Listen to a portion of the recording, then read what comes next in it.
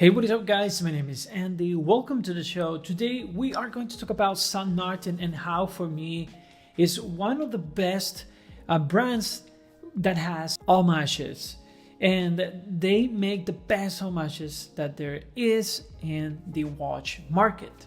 And people are going to say that the homages are not true watches, and maybe people are not going to like some homages, but I do like them because maybe you have a desire to have a watch, but you don't have the money, or it's not available, or you most likely won't spend like $6,000 or $5,000 or $4,000 or even $2,000 for a watch, and you'd rather buy a homage for $250. So St. Martin is the brand for you, and I think the most incredible and impressive finishing that there is for homage watches. Throughout all brands and watches, there has been a lot of homages for Rolex, but now St. Martin is the king for homages for Tudor, and specifically all the new iterations of Tudor, like the GMT Black Bay Pro or the GMT Pepsi. We're talking about the Ranger, to name a few. And I think they are incredibly well made. They have very nice and durable movements, like a NH36 or NH38, or maybe the NH34, the new one for GMTs, and the PT5000. And as well, you can order them with a Salida movement. But it's very expensive if you order with the Salida movement. So let's take a look to the St. Martin Ranger. This I have in my possession right now, and I did a video comparing it with the Rolex Explorer and the Explorer Homage from St. Martin. But I think that now St. Martin has nailed incredibly well the quality of these watches. So first of all, let's talk about the dimensions of this watch. The dimensions of this watch is 36 millimeters in diameter. The lug to lug is 45. The lug width is 19 with this watch, but I think that they've done this on purpose. I think that the watch goes incredibly well with the bracelet. It gives this integrated vibe, and they nailed how they are integrating the bracelet with the case. And it tapers down to 16 millimeters and up to, in the clasp, at 18 millimeters. And it's just incredible. It's beautiful, very well made. I don't feel any rough edges on this watch. So this watch has 100 meters of water resistance. It has a screw down crown, very small crown, and very similar to the Rolex Explorer that I have, or the Rolexes like the OP. Very similar in size and shape and design. So they have sapphire crystal. This one is kind of a dumb box sapphire crystal, and it's very clear. It has a anti-reflective coating, and the dial is very matte. It's kind of like a grayish matte. It's not more black, it is more gray than black. It is an incredible, beautiful, well printed dial. The indexes and the numbers on the Arabic numbers on the dial are very crisp. I don't see any spillage of ink or Lume, and the Lume is just incredible. It is actually a BGW9 blue, and the thing is that St. Martin has nailed how to do a Lume on their watches, because it just lasts a lot on the night or in darkness when you shine it for a few seconds with the flashlight or with the UV lights. So I think this is a perfect everyday watch, a watch that you can afford to, bang and use it every day and scratch it, and it won't be like damaging a Rolex. You're talking about $250, so anything happens to this watch, you can always replace it. And if anything happens to the movement, you can replace it or fix it, because it is an NH35.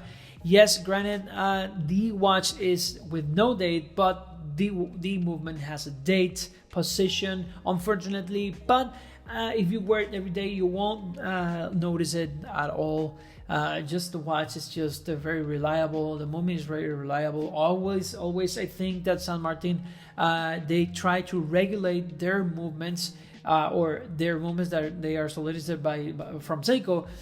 So the watch is very nice on the wrist. I think that this is the best one that I've ever felt on my wrist, and I am just super excited that I'm going to receive the GMT one, because I do really want to see how that GMT wears on my wrist and how it feels. But with this one, it feels light, feels soft on the wrist.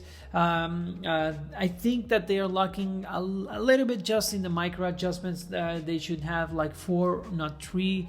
But overall, the clasp and the bracelet are incredible. Yes, they are trying to copy the Oyster bracelet from Rolex, but they have their own clasp. Back in the day, San Martin tried to copy the Oyster clasp, but they've retired from that, and they're now delivered with their own clasp. That is a very sturdy, nice clasp. It is a milk clasp with a double button pusher to open it, so it's very secure. In terms of what you experience with San Martin, it's just a great sensation when you're wearing one. I think that sometimes I've used this watch and people confuse that I have my Rolex Explorer 36 wearing it when friends see me from afar, because they know that I have a Rolex Explorer 36, and when I get closer they are like, "Oh, I thought you had your Rolex Explorer," and I said to them, "No, I have my San Martin. I really love it." They are very impressed with the quality and the fit and finish. It is just very nice how they fit the bracelet with the case, and the crown with the case, and the bezel is incredible in this watch. It is all brushed, but it has a chamfered edge, very nice. And I think that the Tudor Ranger is missing one thing that this San Martin has, that it is these chamfered edges on the case, and the watch really pops. It really feels very nice and premium when you see those edges shine, but the whole watch is almost the whole watch is brushed. Yes, the Tudor Ranger has a sheen to it, very nice, and it has the fit and finish is incredible, but the San Martin is very close. I'm not saying that it is better than the Tudor or almost equal, but they are right up there. San Martin has been improving their watches. So I know that you're gonna say, like, why do you need a Homage if you can afford the Ranger? And the thing is that for me, the Ranger is a bit big on the dial. It is a 39mm watch, but it feels like a 41mm watch. I've compared them to the 41 BlackBerry 41, like the BlackBerry 36, but 41, and it feels kind of the same, just a little bit or a tad smaller. But the opening on the case for the dial on the Ranger is just very big. Here in the San Martin is actually in proportions the same. The opening for the dial is a bit big, but the watch wears incredibly good. It is 36mm, so when you put it on your wrist, it feels like a 37, and it just looks nice. The 90mm lock width doesn't matter for me, because I'm not taking it out from the bracelet, because it fits very well. It feels nice, and I'm not worried to scratch it, because this is a $250 watch. So overall, for me, San Martin should take a place in your watch box, because it's just something cool to have. It's just something fun to have if you want to put on a watch instead of one that you have in your collection, the same. But if you're going to a place that you don't like too much to take your watch, or maybe you're doing some work on the house or in your warehouse, maybe you want to play with your dog or your son or daughter, whatever you want to do, you can put on that watch in order for you to not scratch the original piece, So this, I think, that is a fun, and it's cool to compare them. It's cool to put them side by side and just see the differences, and it's cool to see how San Martin portrays one type of watch that Tudor has come with and portrays it differently, and I think sometimes better in terms of proportions and in terms of design. So that's it for today, guys. Thank you for watching. Let me know in the comments down below if you agree with me or not.